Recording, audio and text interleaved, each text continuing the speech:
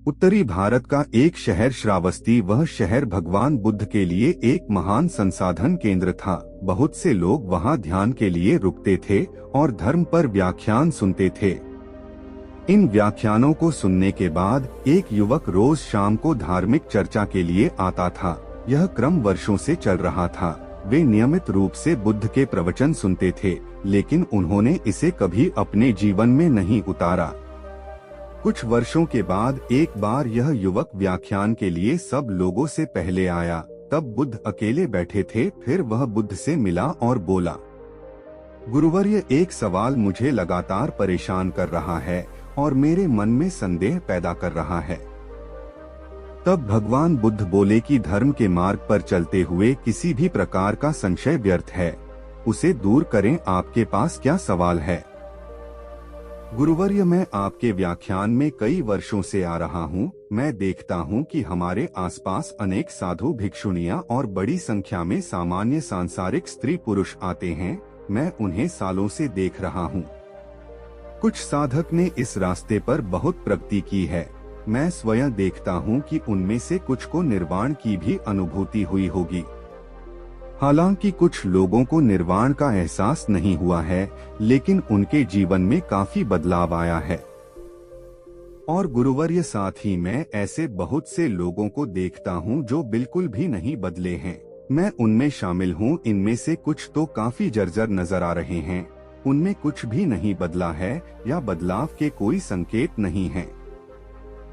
गुरुवर्य, ऐसा क्यों हो रहा है? आप जैसे शक्तिशाली निर्वाण साक्षात्कारी दयालु संत को उन्हें मुक्त करने के लिए अपनी शक्ति और करुणा का उपयोग क्यों नहीं करते? महापुरुष भगवान बुद्ध मुस्कुराए और युवक से पूछा, तुम कहाँ रहते हो? आपका मूल गांव कौन सा है? गुरुवर्य, मैं इस कौशल साम्राज्य की राजधानी श्रावस्ती में रहता हूँ, युवक बोला।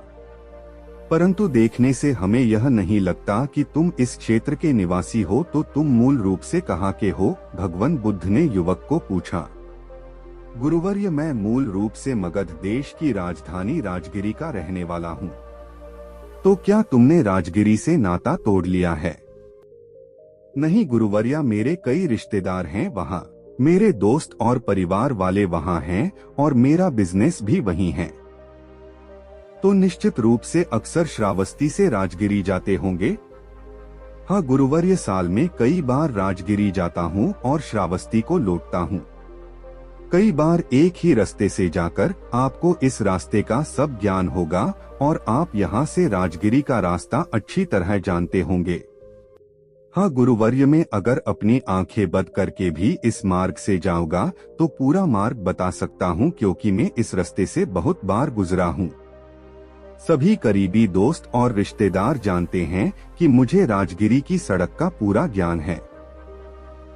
तब भगवान बुद्ध बोले कि जब ये लोग राजगिरी जाना चाहते हैं तो वे आपसे इस मार्ग के बारे में पूछते हैं। क्या तुम उनसे उस मार्ग के बारे में बातें छिपाते हो? क्यों साफ साफ रास्ता बताते हैं ताकि वे समझ सकें? क्या यह संभव है गुरुवर्या?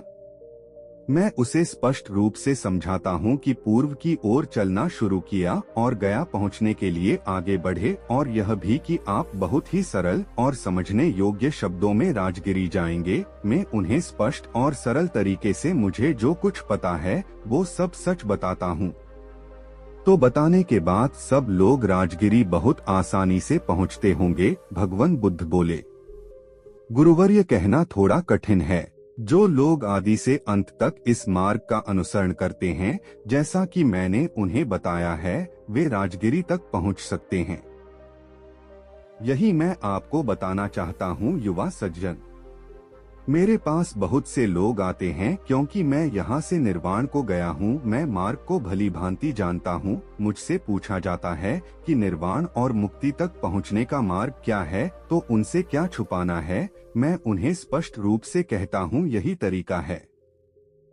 अगर कोई सिर्फ अपना सिर हिलाता है और कहता है बढ़िया, बहुत अच्छा, बहुत ही फायदेमंद तरीका, बहुत बढ़िया तरीका, लेकिन मैं उस पर एक कदम भी नहीं चलूंगा, इस पर चलने में परेशानी नहीं होगी, तो ऐसे लोग इस लक्ष्य को कैसे प्राप्त कर सकते हैं?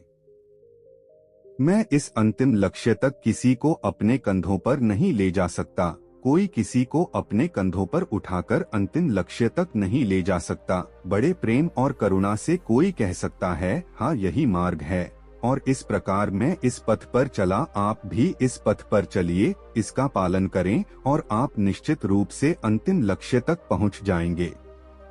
प्रत्येक मनुष्य को इस मार्ग पर स्वयं चलना चाहिए, एक कदम उठाना चाहिए। जो लोग इस रास्ते पर एक कदम बढ़ाते हैं, वे अपने लक्ष्य के एक कदम और करीब होते हैं। जो लोग इस रास्ते पर 100 कदम आगे बढ़ते हैं, वे लक्ष्य के 100 कदम करीब होते हैं। जो इस पूरे रास्ते पर चलते हैं, वे अंतिम लक्ष्य तक पहुंच जाते हैं। सबसे अहम बात यह है कि इस रास्ते पर आपको खुद चलना होगा, आपको किसी की कृपा नहीं मिल सकती। भगवान बुद्ध बोले, पीड़ा का स्रोत हमारे भीतर है, सबके भीतर है। जब हमें अपने बारे में सच्चा ज्ञान हो जाता है, तो दुखों की समस्या का समाधान भी हमारी दृष्टि में आ जाता है। इसलिए सभी ऋषिमुनि हमें स्वयं को समझने की सलाह देते हैं। वास्तविकता यह है कि हमें अपने वास्तविक स्वरूप को समझने से शुरुआत करनी चाहिए, जिसके बिना हम कभी भी अपनी या दूसरों की समस्याओं का समाधान नहीं कर पाएंगे। लेकिन वास्तव में हम अपने बारे में कितना जानते हैं? हम में से प्रत्येक अपने स्वयं के महत्व, अपनी विशिष्टता के प्रति आश्वस्त है, लेकिन यह आत्मज्ञान सही है। आप वास्तव में अपने आप को बिल्कुल नहीं जानते हैं। भगवान बुद्ध ने अपनी प्रकृति का अध्ययन करके मानव अस्तित्व की खोज की। सभी पूर्वाभ्यासों को छोड़कर उन्होंने आत्म अनुसंधान किया। अपने भीतर के सत्य को खोजो। तब उन्होंने महसूस किया कि हर कोई भौतिक है। जीव 5 भागों से बना है, उनमें से 4 मानसिक और 1 भौतिक पदार्थ रूप हैं। पहले हम भौतिक पक्ष से शुरू करते हैं। यह हमारा एक बहुत ही स्वाभाविक और मूर्त हिस्सा है। यह किसी भी इंद्रिय अंगों को त्वरित धारणा प्रदान करता है। पहले हम भौतिक पक्ष से शुरू करते हैं। यह हमारा एक बहुत ही स्वाभाविक और मूर्त हिस्सा है। यह किसी भी इंद्रिय अंगों को त्वरित धारणा प्रदान करता है। सुख के पद के अंतिम लक्ष्य की और खुद को ही उस पथ पर चलना होगा। इसी के साथ इस वीडियो को खत्म करते हैं।